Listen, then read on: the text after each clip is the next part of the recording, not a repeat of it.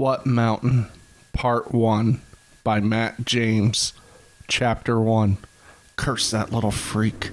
You know you like him, Mike, the woman said while laughing. She knew that he actually didn't hate his boss. What he actually hated was the job itself. On really bad days, he would just come home and lay on the couch. That's it. No TV. No just waiting for dinner. He would just come home and sit like a zombie. It would sometimes take him hours to relax and smooth out his mind. Mike was a young man in his early 30s, but despite this, he was grossly out of shape and had a thinning hairline. Mike's face softened as he allowed himself to laugh a little. You're right, Rebecca. The best thing to do is just not to think about that place. I'm always right, Rebecca smiled back. Like Mike, Rebecca was in her early 30s, but that was where the similarities ended. Rebecca had long brunette hair and was almost to the point of being dangerously skinny as she made it a point to eat little with strict diet. Unlike Mike, Rebecca found that her job was not a significant source of stress. Not that her job was easy or anything of the sort. After all, filing insurance claims came with its own source of worries. Rather, she found that workday stress could easily be funneled into workouts at the gym. She, of course, tried to mention this to Mike on several occasions, but it always fell on deaf ears. Another difference between the two was Rebecca's sense of style. Mike, he used to have a fashion sense of his own, had long abandoned this in favor of just wearing clothing that would have been deemed acceptable in the office pretty much at all times. His excuses of this was of course money, but Rebecca was beginning to think it was pure laziness. Rebecca, on the other hand, loved new clothing, which was part of the reason why she had suggested they go to the mountains for their vacation. Not only will Mike be getting a good dose of nature and peace of mind, but this also gave Rebecca an excuse to wear winter clothing early this year. The car jolted suddenly, making Rebecca's head hit against the roof of the sedan. She cursed silently as Mike said, "Sorry, dear, hit a bump on the road." Their vehicle was a blue sedan made by the Ford Motor Company back in the early 2010s, and while Mike swore the car was in perfect shape, she knew it couldn't take much more bumps on the road like that. "Just watch it, will ya? I will not be spending my vacation waiting on AAA to come pick us up." "Don't look at me.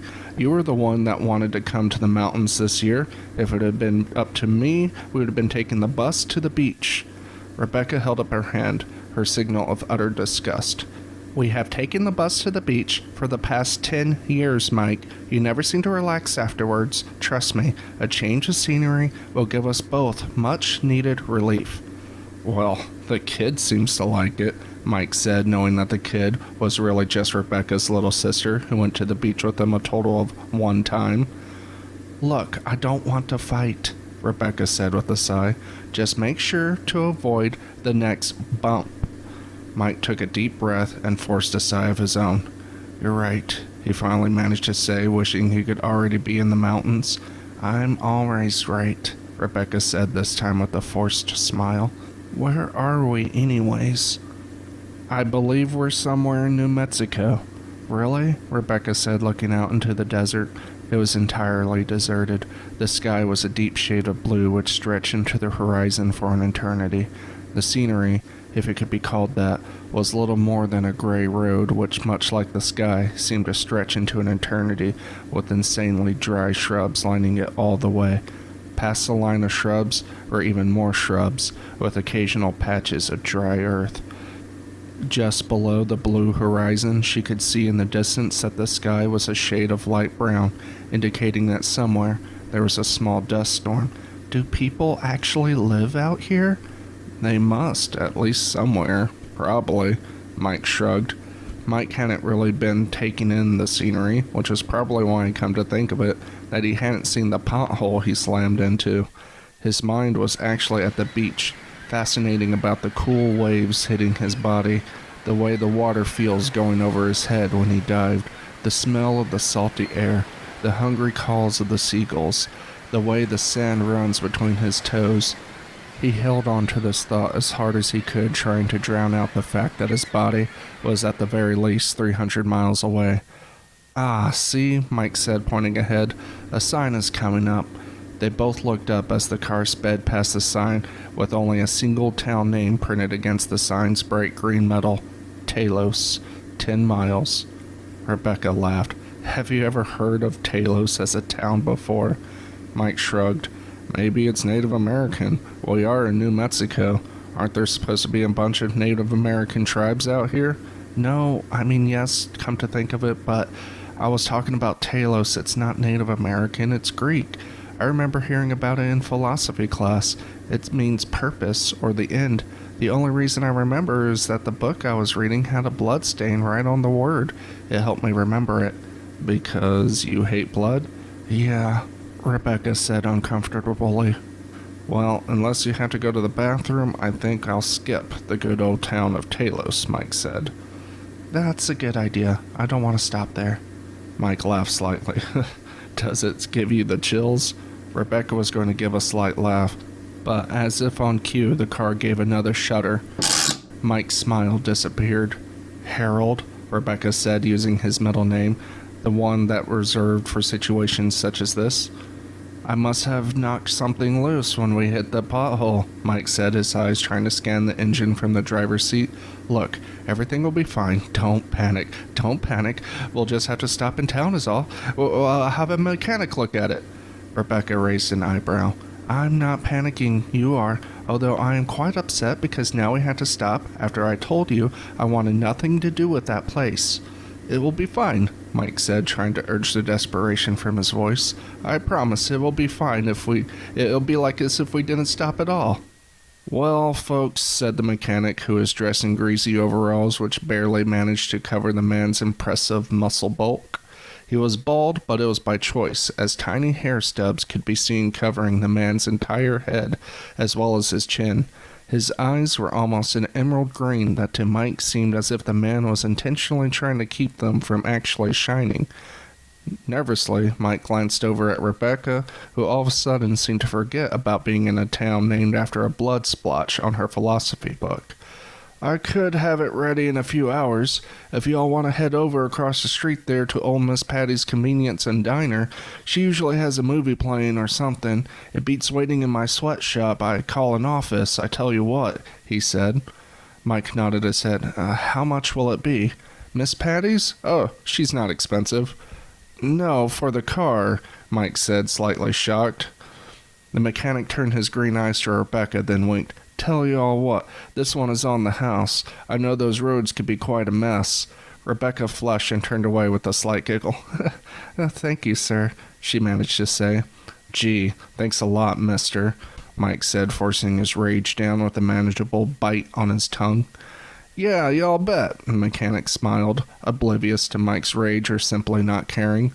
Mike didn't know which. Miss Patty's across the street from the mechanic shop was little more than a 50s-style diner that had the look of actually being built in the 50s, with a small store attached to its side. The building itself was painted red, probably last time about 10 years ago, because the red paint was long since faded and chipped quite horribly in several spots.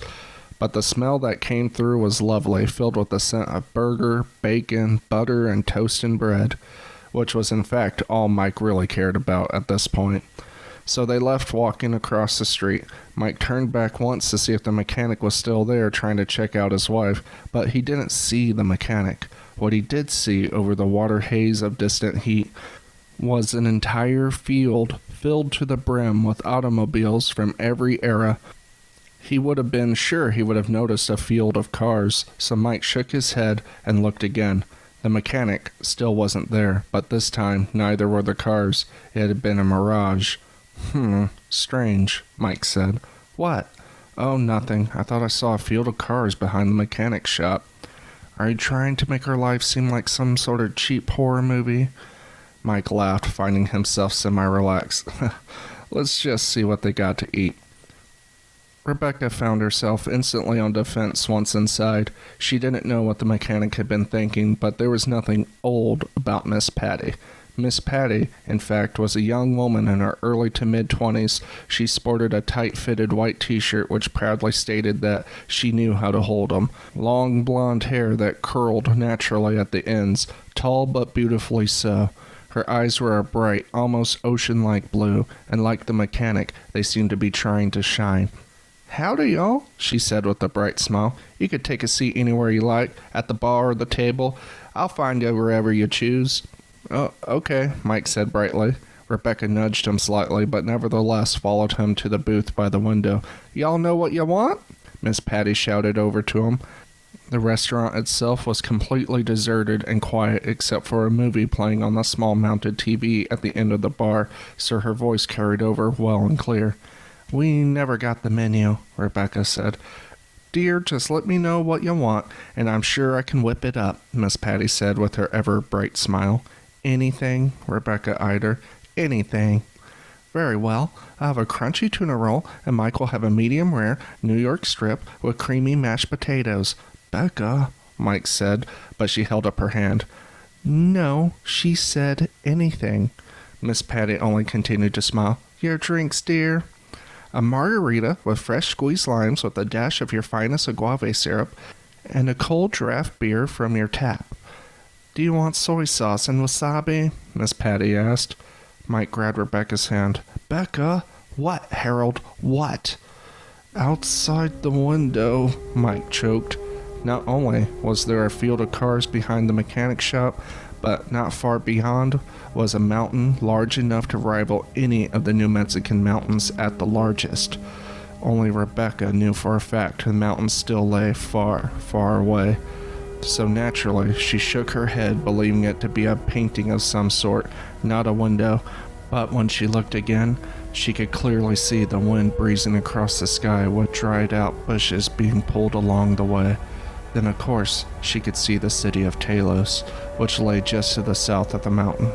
Talos was in fact a city because what else could you call a sprawling metropolis filled with shining towers that reached for the heavens?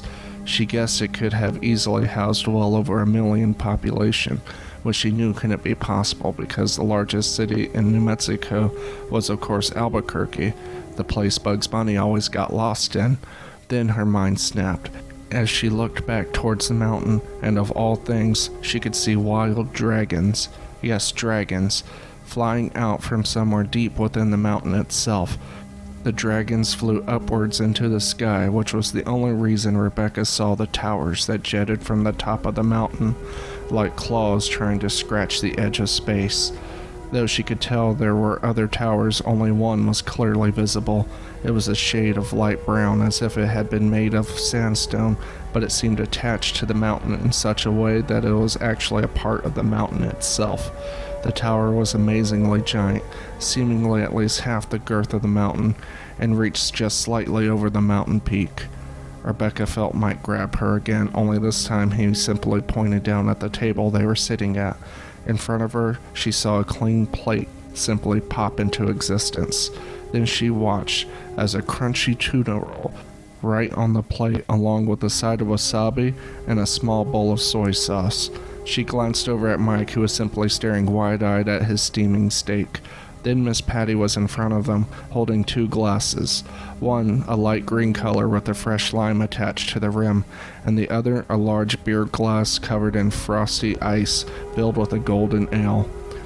Rebecca somehow found her voice, though she had to suppress a sob first. Can we just go if we promise never to come back? Miss Patty, who was still smiling as she set down the drink, said, Don't be silly. Of course you both know by now that you simply can't leave. Now both Rebecca and Mike saw Miss Patty's eyes shining like a cat's in the middle of the night. No, Mike cracked a sob, breaking in his own throat. No, Miss Patty said cheerfully. At least not yet. Rebecca, who hadn't known she was holding her breath, let in a deep choke of air. You mean, she gasped, I'm not going to die? Well, Miss Patty said, wrinkling her nose, that's mostly up to you and your fellow participants. But my, how the time does fly. If I was y'all, I would eat up. Because you two are in for a busy day.